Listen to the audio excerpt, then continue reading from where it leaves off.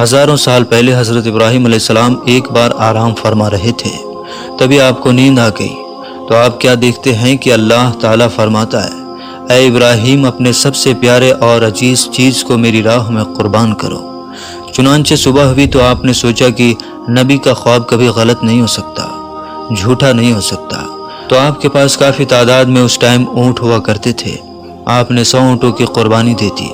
پھر اگلی رات میں غیب سے آواز آئی کہ اے ابراہیم اپنے سب سے پیاری چیز کو قربان کرو، تو پھر دوسرے دن آپ نے 200 اونٹوں کی قربانی دی تھی۔ پھر تیسرے دن غیب سے وہی آواز آئی، تو آپ سوچنے لگے کہ میری سب سے پیاری چیز تو میرا فرزند ہے، یعنی میرا بیٹا اسماعیل ہے۔ آپ سوچنے لگے کہ اللہ کہیں یہ دیکھنا تو نہیں چاہتا کہ میں سب سے زیادہ اپنے فرزند سے پیار کرتا ہوں یا اپنے خالق حقیقی سے۔ پھر کیا تھا، جب یہ بات آپ کے ذہن میں آئی تو آپ نے ارادہ کر لیا کہ اپنے عزیز کو راہ خدا میں قربان کروں گا۔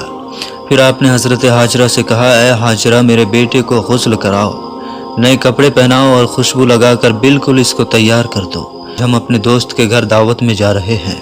بیوی ہاجرہ خوش ہو کر اپنے بیٹے کو تیار کرنے لگی۔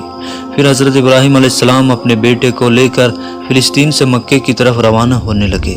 تبھی شیطان آیا اور بیوی ہاجرہ سے کہنے لگا، اے ہاجرہ تمہیں پتہ بھی ہے تمہارے بیٹے کو دوست کے یہاں نہیں بلکہ تمہارے بیٹے اسماعیل کو مارنے کے لیے لے جا رہے ہیں۔ تبھی حضرت ہاجرہ نے کہا، میں اپنے ابراہیم کو اچھی طرح سے جانتی ہوں، بھلا ایک باپ اپنے بیٹے کو کیوں مارے گا؟ شیطان نے کہا، ابراہیم نے خواب میں دیکھا ہے کہ اللہ کی طرف سے تمہارے بیٹے کو قربان کرنے لے جا رہے ہیں۔ تو بیوی ہاجرہ فخر سے کہنے لگی کہ شیطان تم پر لعنت ہو، اگر میرا بیٹا اللہ کی راہ میں قربان ہونے جا رہا ہے تو ایک اسماعیل کیا، ایسے ہزاروں بیٹے اللہ کی راہ میں قربان ہو جائیں گے۔ پھر شیطان حضرت اسماعیل علیہ السلام کے پاس گیا اور بولا، تمہیں پتہ بھی ہے تمہارے بابا تمہیں کہاں لے کر جا رہے ہیں؟ تمہیں وہ اللہ کی راہ میں قربان کرنے کے لیے لے جا رہے ہیں۔ تو حضرت اسماعیل علیہ السلام نے فرمایا، اگر میں اللہ کی راہ میں قربان ہو جاؤں تو اس سے بڑا خوش نصیب کون ہوگا؟ پھر شیطان یہی سوال لے کر حضرت ابراہیم علیہ السلام کے درمیان گیا اور کہا، تم اپنے بیٹے کو کیوں قربان کر رہے ہو؟ تمہیں پتہ بھی ہے تمہاری قربانی قبول ہوگی یا نہیں؟ تبھی حضرت ابراہیم علیہ السلام پتھر اٹھاتے ہیں اور شیطان کو لعنت کہہ کر وہ پتھر مارتے ہیں۔ بتایا جاتا ہے کہ تبھی سے مکہ شریف میں حج کے دوران شیطان کو پتھر مارا جاتا ہے۔ پھر آپ آگے بڑھنے لگے۔ پھر آپ اپنے پیارے سے فرزند سے فرماتے ہیں کہ کیا آپ کو پتہ ہے کہ ہم آپ کو اللہ کی راہ میں قربان کرنے کے لیے لے جا رہے ہیں؟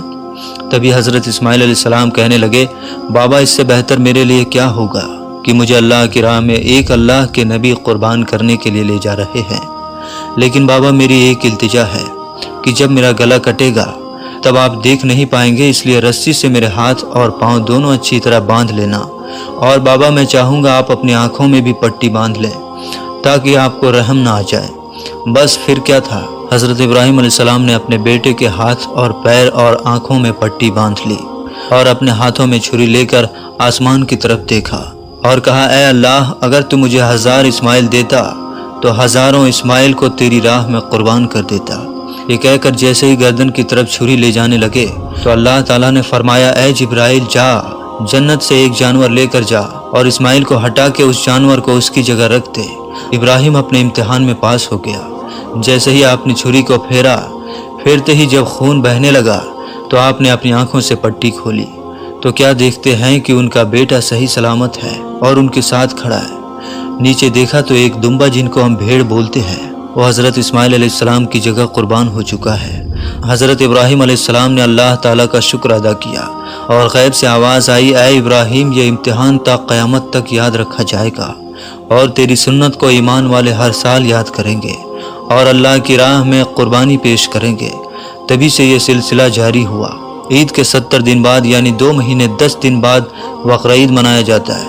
ہندوستان، پاکستان، بنگلہ دیش اور تمام دیشوں میں 3 دن تک یہ تہوار منایا جاتا ہے۔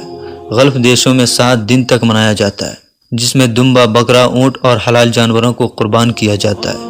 قربانی کے گوشت کے 3 حصے بنائے جاتے ہیں۔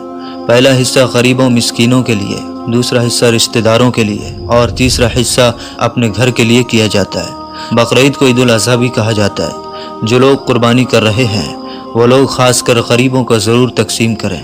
دوستو، امید کرتا ہوں کہ آپ کو یہ ویڈیو ضرور پسند آئی ہوگی۔ پسند آنے کی صورت میں لائک اور شیئر کرتے ہوئے ہمارے چینل کو سبسکرائب ضرور کر لیجیے گا۔